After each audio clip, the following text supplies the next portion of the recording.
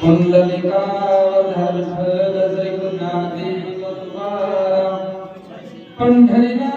भगवान की जय, प्रभु रामचंद्र भगवान की जय।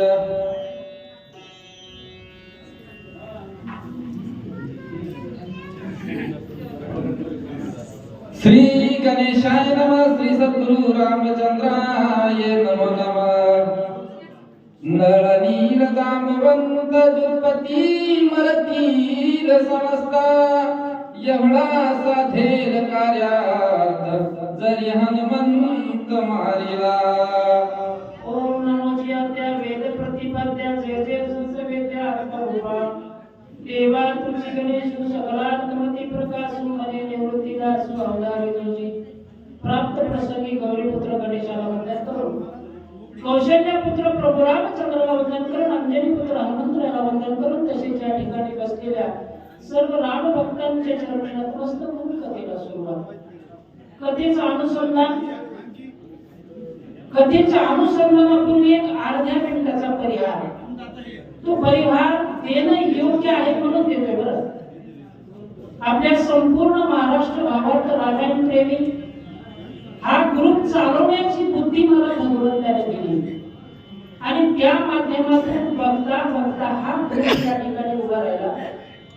एक नव्हे दोन नव्हे जवळपास 14 जिल्ह्यातून आणि इतर राज्यातूनही या ठिकाणी राम भक्त दररोज 7 ते 9 या वेळामध्ये रामकथा ऐकणारे मिळाले आणि त्यांच्याच माध्यमातून ज्यांचा आवाज आपण फक्त मोबाईलच्या माध्यमातून ऐकतो त्या सर्वांच्या आज भेटी गाठी, सर्व त्या ठिकाणी राम भक्त इथे येण्याचा योग संतसराई नगरीमध्ये आया ऑनलाईन रामायणाच्या माध्यमातून आला आणि हे सर्व कार्य हे जे ग्रुपच आहे हे भगवंत करून घेतोय। मी फक्त निमित्ताचा धनी आहे म्हणून याचं श्रेय मला एकट्याला नाही तर तुम्हा सर्व राम भक्तांना आहे। तुम्ही सर्व राम भक्त जर नसतील तर हा ग्रुप चालला नसता। म्हणून या ठिकाणी फक्त एवढंच अनुसंधान सांगतो आणि कथेकडे वळतो। कथा इथपर्यंत आलेली आहे। राजा रावणाचा आणि काळनेमीचा संवाद चालू आहे। राजा रावणानं काळनेमीला सांगितलेले की बाबा तुला फक्त हनुमंताला मारायचे आणि एक हनुमंत मेला की बाकी कुणीही या ठिकाणी वाचणार नाही, कारण हनुमंत मेला की लक्ष्मण मरेल, लक्ष्मण मेला की राम मरेल आणि राम मेल्यानंतर बाकी विभीषण मरेल, सगळी जुलपती मरतील। आता एक थोडंसं चिंतन सांगण्याचा प्रयत्न करतो। या ठिकाणी सांगतात की हनुमंत जर मेला तर लक्ष्मण मरेल। साहजिक आहे, आपण समजू शकतो हनुमंत मेल्यानंतर औषधी पोहोचणार नाही, लक्ष्मण त्या ठिकाणी मरेल। पण लक्ष्मण मेल्यानंतर राम मरतील म्हणायचे। रामाला मरायला काय झालं? लक्ष्मण मेल्यानंतर रामाला मरायला काय झालं? तर या ठिकाणी चिंतन सांगण्यासारखं असं की एका भाऊ जर मेला तर दुसरा भाऊ वाचत नाही, ही आपली भारतीय संस्कृती आहे। आणि जर विदेशी संस्कृतीचा जर अभ्यास करायचं बघितलं तर याच राजा रावणाचे 1 लाख मुलं मेले, 1.25 लाख पंतू मेले, प्रधान मेले, तरी सुद्धा तो जिवंत आहे। कुंभकर्ण मेल्यानंतर रावण मेला का? नाही, पण आपला लक्ष्मण मेल्यानंतर राम मरणारच, ही आपली संस्कृती आहे। ज्या एका याच रामायणातील पहिल्या अध्यायामध्ये राजा दशरथाकडून चुकून एक बाळ एका बाळाला लागला, त्याचं नाव होतं श्रावण बाळ आणि ती बातमी त्यांच्या आईवडिलांना समजल्यानंतर त्यांच्या आईवडिलांनी आपल्या प्राण त्याग केला होता। किती मुलं मेली होती त्यांची? एक फक्त। एक मुलगा मेल्यानंतर आपल्या प्राणाचा त्याग करणारे श्रावण बाळाचे आईवडील ही आपली भारतीय संस्कृती आहे। आणि ती विदेशी संस्कृती बघा, सर्व मेले तरी त्याला जीवन जगण्याची इच्छा अजूनही आहे। हा फरक या ठिकाणी दिसतो। मनोने धरी दोन्ही चरणा, दैनाथ राज्य जाना, जिंदा सागरी बुडता पूर्ण, तालवा पान सोय भावे। महाराज या ठिकाणी राजा रावण काळनेमीचे पाय धरायला। आता बघा, पाय कुणाचे पडाव महाराज? पाया कुणाचे पडाव? हा राजा रावणानं चूक केली म्हणून त्याला काळनेमी सारख्या राक्षसांच्या पाया पडावं लागले। पाया पडणं चांगले, पण पाया कधी पडाव, कुणाच्या पडाव? आता तुम्ही सांगा, नवऱ्यानं बायकोच्या पाया पडावा, पडायला पाहिजे. तुझ्या लाडकी बहिणीचे पैसे मला दे, तुझ्या पाया पडू नाही, पडू नाही का पाया. पण याच रामायणामध्ये राजा दशरथाच्या पाया पडले की नाही? धाडू नको म्हणजे राम म्हणले की नाही? म्हणजे बायकोच्याही पाया पडत जा. आता तुम्ही माणसाने इथं बसून काय सांगायला, बायकोच्याही पाया पडत जा, पण कधी पडत जा त्याचं प्रमाण सांगतोय. त्यापैकी एक छोटासा दृष्टांत सांगतो. इथं पाया पडायला नको नका मला, पाया पडायची घरीच विनंती करून आलो मी तिला. बघा एक असाच एक प्रसंग सांगतो. एकदा असं त्या ठिकाणी शक्तीला जायचं होतं. अशीच रब्बीची पेरणी लागली होती. आमच्या मंडळीला म्हणलं मला उद्या शक्तीला जायचं. आमची मंडळी म्हणजे आधी अगोदर भैरून पेरा, नंतर शक्तीला जा. मी म्हणलं तुझ्या पाया पडतो, माझ्या शक्तीला जाऊ दे, माझ्या मला गाडवा येऊ नको. अशा वेळी पाया पडायला काय हरकत आहे?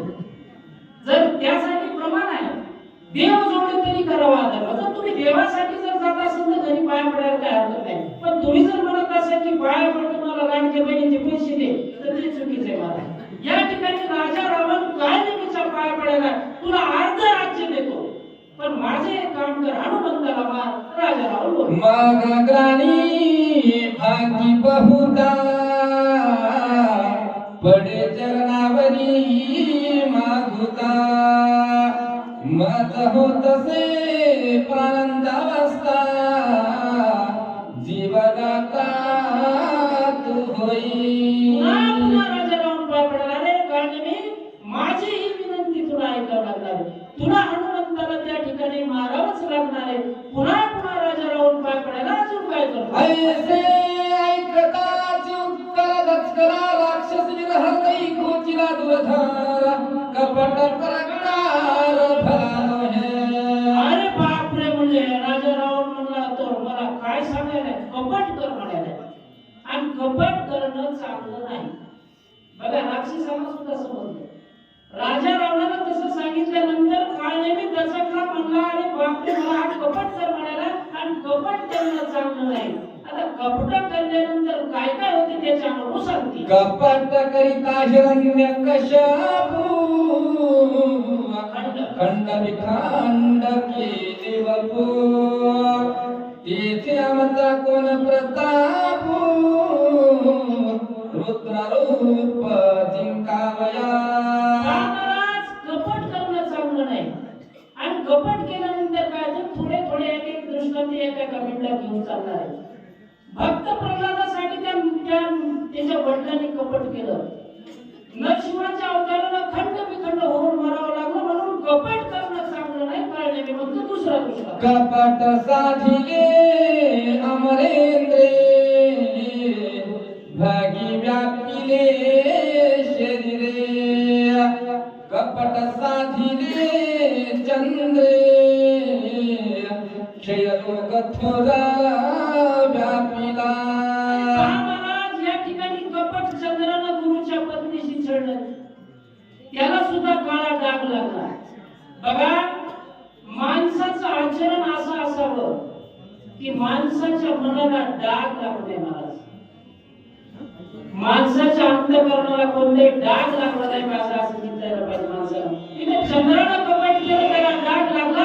इंद्रानं कपट केलं, अग्नीशी छळायला गेला, सगळ्या अंगाला भंग पडले. म्हणून कपट करणं चांगलं नाही. काय नाही मी म्हणतो. खाऊन जाऊन घर खेले पैसे मांडिले शस्त्र दुनिया. सांडोनी हस्तपाद छेदने शेखी प्राणे मला. सहस्त्रार्जुन राजा होता. जमदग्नी ऋषीच्या आश्रमामध्ये गेला आणि एका कामधेनूसाठी कपट करायला निघाला. स्वतः हात पायाने त्याचे तुकडे तुकडे होऊन मरावं लागलं. महाराज कपट करणं चांगलं नाही. कारण मी बोलतो खाऊन जेवून घर घेणे ऐसे मांडिले शस्त्रातून सांडून हस्तपाद छेदने शेखी प्राणे निवाला. स्वतःचा प्राण गमावा लागला. जर त्या ठिकाणी त्या रेणुका मातेसोबत कपट नसतं केलं तर म्हणून आपण कपट करू नये. का नाही केलं विचार येऊ लागला. येणे रावणे जाना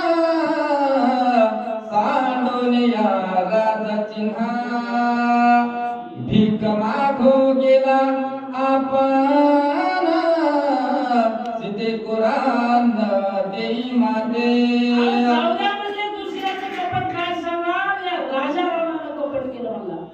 पंचवटीमध्ये सीताबाईच्या समोर भीक मागण्यासाठी झोळे घेतली आणि त्याचा परिणाम काय झाला, नातू शिल्लक राहिला नाही, प्रधान नाही, मुलं नाही, सगळेचे सगळे गेले.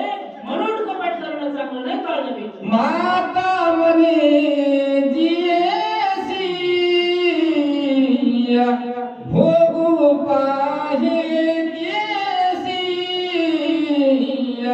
कपटे मिळविले झुडीसी सपत सैनेसी मागविले. महाभारत माता म्हणे जीशी भोगू पाहिजे.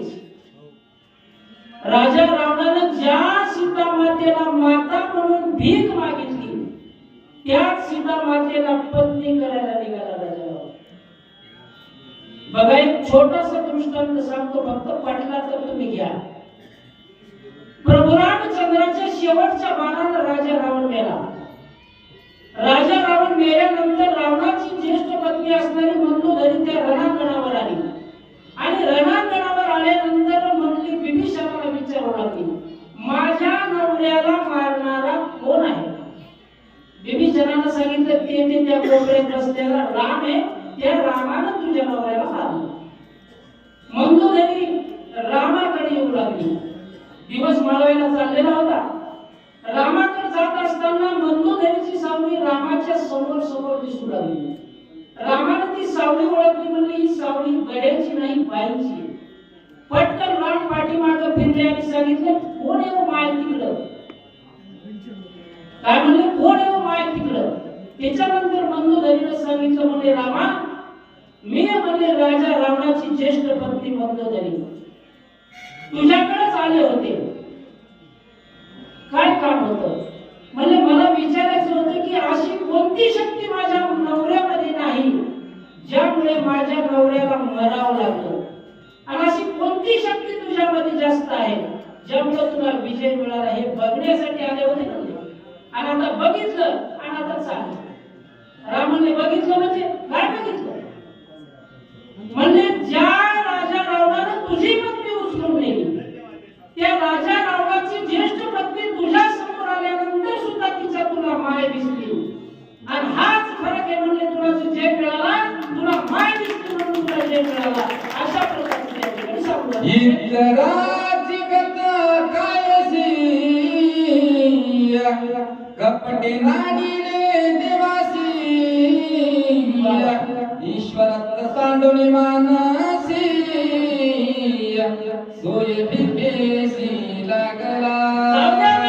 चिल्लर पसारा सोडून द्या, या देवाचं सांगतो. देवाने सुद्धा म्हणले एक बुटक्या मागण्याचं रूप घेतलं आणि बळीच्या दारात भीक मागायला गेला. परिणाम, त्या बळीच्या द्वारपालाचं त्या ठिकाणी शिवरुनी गार्ड व्हावं लागलं. देवाला चुकलं नाही, म्हणजे मला हे कपट कर म्हणायला काय नाही. आपण हो निरारंग बळीसी मागो लागला भिका, तिने द्वारपाल केला देखा, पुराणे असंख्य बोधती. भगवंतानं सुद्धा म्हणले रंग झाला, गरीब झाला, त्या बळीच्या दारात भीक मागायला गेला. द्वारपालावर काठी घेऊन रक्षक व्हावं लागलं, रक्षक. आणि अशी असंख्य पुराण सांगतात. म्हणले 24 साईशास्त्री पुराण, सगळ्या पुराणात तुझ्याच कथा आहे. म्हणे त्याला कपट केलं तर त्याला चुकलं नाही, हा राजा रावण मला कपट कर म्हणतोय. काय नाही, मी विचार करतो. याला गी कपटाची वार्ता भरी न भेगा सर्वथा, कपट करिता कपिनाथा स्वघातासी करावे. म्हणून म्हणले कपट करणं काही चांगलं नाही. आणि कपट जर केलं म्हणले तर त्याचं तळपट रिकामं झाल्याशिवाय राहत नाही. म्हणून आता आपण स्वतःचा घात केल्याशिवाय राहणार नाही. म्हणून कपट करणं चांगलं नाही, कळले मी बोलतो. श्रीरामाचे निज भक्त ज्यासी कोणी कपट करीता, ती सोयीची मरण पावा.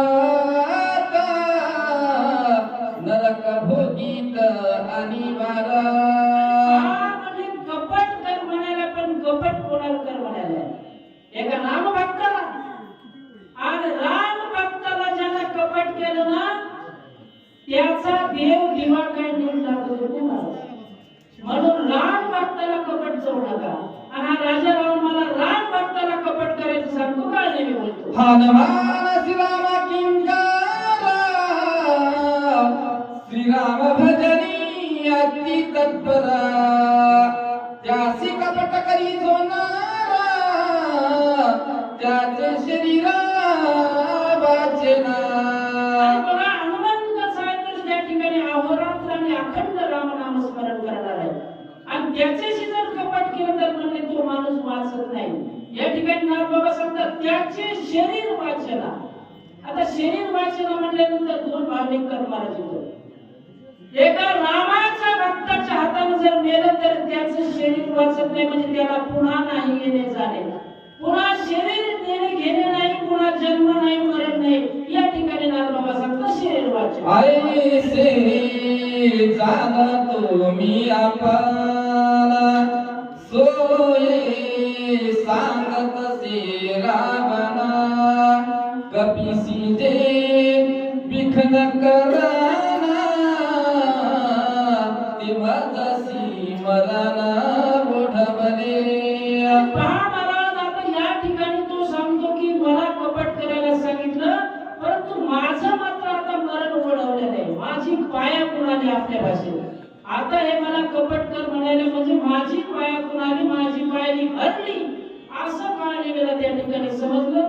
एक तुमच्या सर्वांच्या सहकार्यातून हे जे ऑनलाईन रामायण चालते याच्या माध्यमातून तुमच्या बरोबरीनेच 10 का 12 सोहळे घेतले. त्यामुळे एवढे सोहळे या ठिकाणी घेतो. सांगण्याची इच्छा झाली म्हणून तुमच्या समोर सांगण्याचा प्रयत्न केला. थोडक्या मोडक्या भाषेत जे चांगलं असेल ते घ्या, जे चांगलं नसेल ते माझा मला परत द्या. आमच्या दुकानाला पाठी आहे, न पडलेला माल परत घेतला जाईल. याच ठिकाणी आपण पुंडलिका वरदे हरी विठ्ठल श्री गुरु ज्ञानदेव तुकाराम